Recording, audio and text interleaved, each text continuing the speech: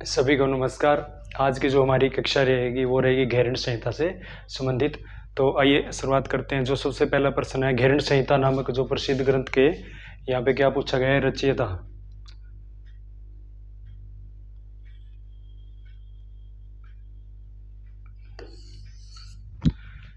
तो यहाँ पे रचयिता पूछा गया है, तो ऑप्शन हमारे पास है महर्षि वाल्मीकि, महर्षि स्वात्माराम जी, महर्षि घेरंड और नन। तो देखिए नाम से ही पता चल रहा है घेरंड।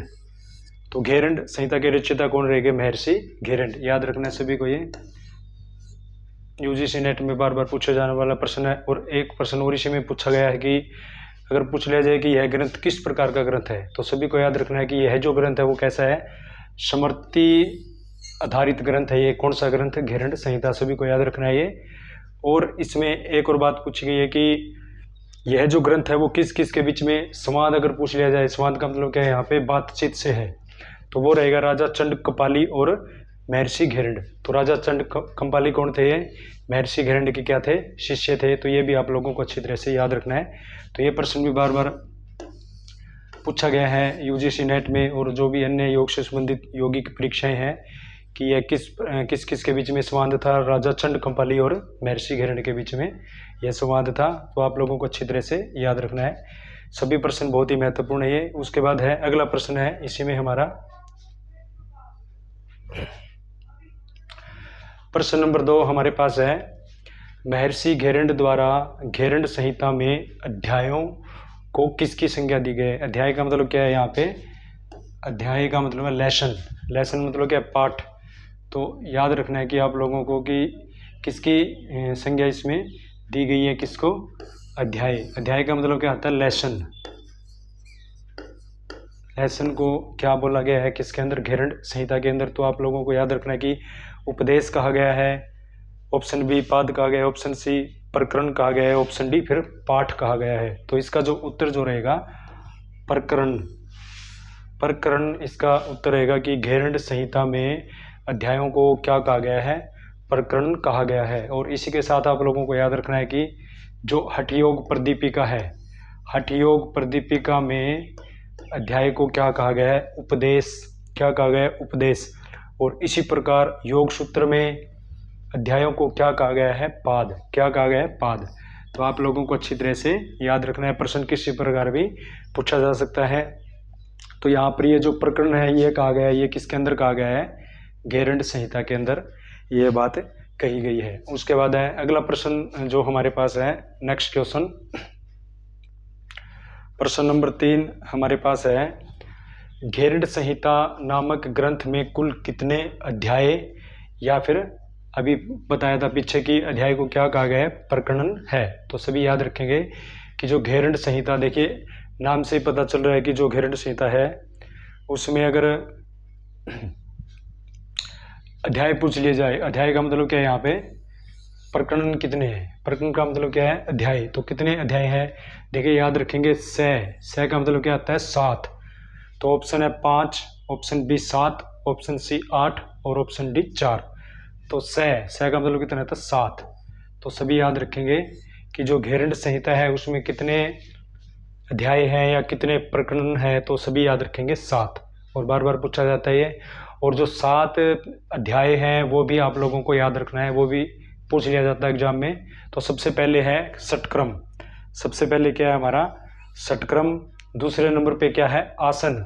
सबसे पहले षटक्रम। दूसरे नंबर पे पूछ लिया जाए तो आसन। और तीसरे नंबर पे अगर पूछ लिया जाए तो मुद्रा और बंध।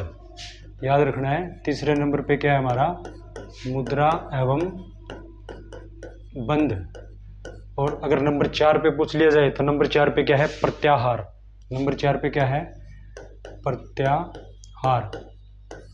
और नंबर 5 पे है प्राणायाम। नंबर 5 पे क्या रहेगा हमारा?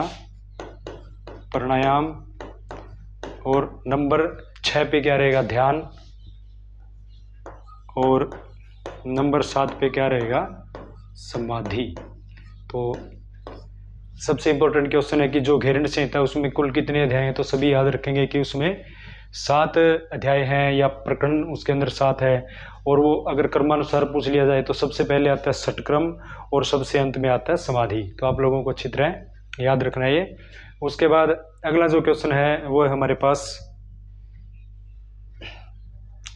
प्रश्न नंबर 4, घेरंड संहिता से संबंधित प्रश्न है ये कि घेरंड संहिता का तीसरा प्रकरण कौन सा है। अभी बताया था कि कुल कितने प्रकरण है घेरंड संहिता में, कुल प्रकरण है हमारे पास 7। कुल कितने प्रकरण थे? 7, और उसमें से तीसरा पूछा है। तो ऑप्शन हमारे पास है षटक्रम, आसन, मुद्रा या प्राणायाम। तो देखिए तीसरे नंबर पे कौन सा था हमारे पास?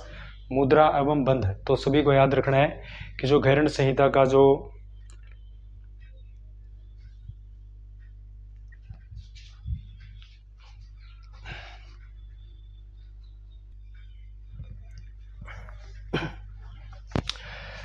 तीसरा जो अध्याय है वो पता है सभी को क्या है हमारे पास? मुद्रा। तो सभी इसको याद रखेंगे कि जो तीसरे नंबर पे क्या आती है? मुद्रा आती है। और अगर अंत का पूछ लिया जाए तो समाधि। और सबसे पहले क्या है? षटक्रम। सबसे पहला जो अध्याय रहेगा घेरंड संहिता का वो रहेगा षटक्रम। षटक्रम का मतलब भी यहाँ पे बार बार पूछा जाता है तो वो भी हम याद रखेंगे। षटक्रम का मतलब किसके मतलब से यहाँ पे? शुद्धि, शुद्धिकरण। शुद्धिकरण का मतलब क्या है? शरीर की शुद्धि। तो वो हम पढ़ेंगे इसमें आगे। उसके बाद अगला जो क्वेश्चन है इसके अंदर प्रश्न नंबर 5 वो हम देखेंगे। अगला प्रश्न है घेरंड संहिता के प्रथम प्रकरण का मुख्य उद्देश्य क्या है। तो अभी बताया है 1 सेकंड पहले कि जो पहला अध्याय है कौन सा है? षटक्रम। सभी को पता है कि जो पहला जो अध्याय है वो हमारे पास कौन सा है? षटक्रम। और षटक्रम का यहाँ पे क्या पूछा गया है? उद्देश्य यहाँ पे पूछा गया है कि षटक्रम का जो मुख्य जो उद्देश्य है वो क्या है। तो षटक्रम का जो मुख्य उद्देश्य क्या होता है अभी बताया था? शरीर की शुद्धि। तो ऑप्शन है शरीर शुद्धिकरण, हल्कापन, स्थिरता या धैर्य। तो उत्तर क्या रहेगा इसका हमारे पास? जो इसका जो उत्तर है वो हमारे पास रहेगा शरीर की शुद्धि। तो इसको आप अच्छी तरह से याद रखेंगे कि इसका जो मेन जो उद्देश्य रहेगा शरीर की शुद्धि। उसके बाद है इसमें अगला प्रश्न हमारे पास है प्रश्न नंबर 6, घेरंड संहिता के प्रथम प्रकरण में कुल कितने श्लोक है। तो वेरी वेरी इंपॉर्टेंट क्वेश्चन है ये। श्लोक यहाँ पे पूछे गए हैं कि घेरंड संहिता का जो पहला अध्याय है उसके अंदर श्लोकों की संख्या कितनी है। तो ऑप्शन हमारे पास है 62, ऑप्शन बी 60, ऑप्शन सी 61 और ऑप्शन डी 64। तो सभी याद रखेंगे कि घेरंड संहिता का जो पहला अध्याय है उसके अंदर अगर श्लोक पूछ लिया जाए तो कितने हैं? 60। तो सभी को याद रखना है कि जो पहला अध्याय भी अगर पूछ लिया जाए तो षटक्रम है और षटक्रम के अंदर श्लोकों की संख्या कितनी है? 60। याद रखना है सभी को ये। उसके बाद नेक्स्ट क्वेश्चन हमारे पास है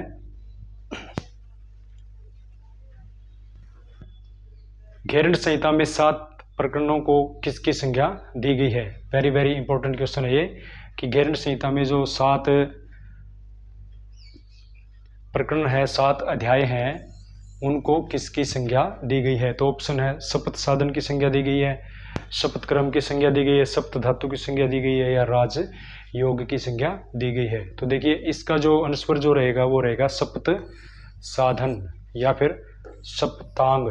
तो इनको क्या कहा गया है? सप्त साधन या सप्तांग इसको कहा गया है।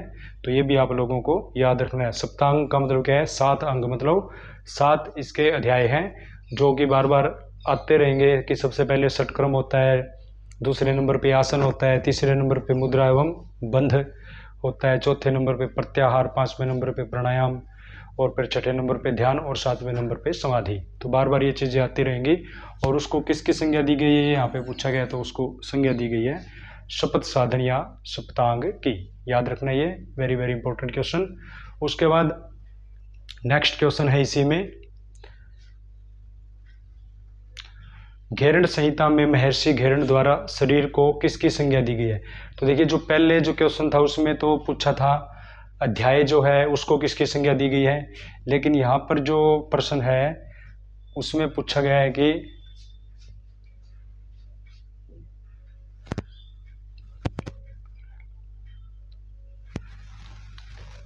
शरीर को किसकी संज्ञा दी गई है। पहले जो था अध्याय उसमें किसकी संज्ञा दी गई, लेकिन यहाँ पे है जो शरीर को है वो किसकी संज्ञा दी गई, किसके अंदर, घेरण संहिता के अंदर। तो आप लोगों को याद रखना है कि ऑप्शन जो दिए हैं हमारे पास,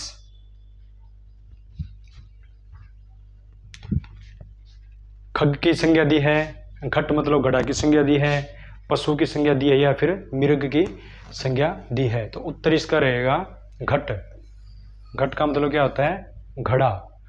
कि घेरण संहिता के अंदर जो मानव शरीर को क्या माना गया है, एक घड़ा माना गया है। कि जिस प्रकार जो घड़ा बनाने वाला क्या है, घड़े को पिघलाकर एक बढ़िया आकार प्रदान करता है, उसी प्रकार अगर मनुष्य भी चाहे तो क्या है, योग के माध्यम से अपने शरीर को उत्पाद के क्या है, बढ़िया बना सकता है। तो यही मतलब इसके अंदर बताया गया है।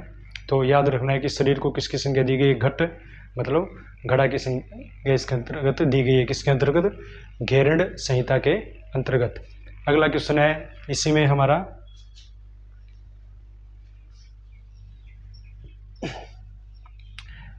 महर्षि घेरण द्वारा षटकर्मों का सही क्रम क्या होगा। तो देखिए जो महर्षि घेरण है उनके द्वारा पूछा गया कि जो षटकर्म है उनका सही क्रम है वो क्या होगा, तो वो हमें बताना है। वेरी वेरी इंपॉर्टेंट क्वेश्चन है ये। तो सबसे पहले है कि उन्होंने नेति बताई, वस्ती बताई, धोती बताई, नोली, त्राटक, कपालभाति। ऑप्शन बी है सबसे पहले धोती, वस्ती, नेति, नोली, त्राटक, कपालभाति। ऑप्शन सी में धोती, वस्ती, नेति, त्राटक, नोली, कपालभाति, या फिर नेति, नोली, त्राटक, धोती, वस्ती, कपालभाति। तो इसका जो सही आंसर जो रहेगा हमारे पास रहेगा